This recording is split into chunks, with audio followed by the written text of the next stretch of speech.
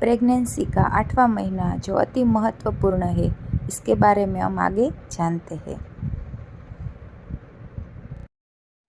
इस महीने की सावधानियों के बारे में आज हम जानेंगे। 8वें महीने में सबसे महत्वपूर्ण सावधानी है देर तक खड़े न रहे। 8वें महीने में आपको पूरी नींद लेना बेहद ज़रूरी है। कम से कम 8 घंटे की नींद तो आपको लेनी ही चाहिए। इस समय आपको तनाव मुक्त रहना चाहिए क्योंकि इसका असर आपके बच्चे पर सीधा पड़ता है। 8वें महीने में पीठ के बल लेटना आपके लिए भी असहज होगा और बच्चे के लिए भी।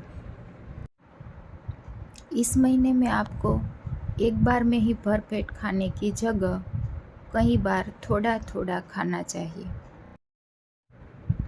8वें महीने में सुबह शाम आधे घंटे घूमने से शरीर में रक्त संचार ठीक रहेगा।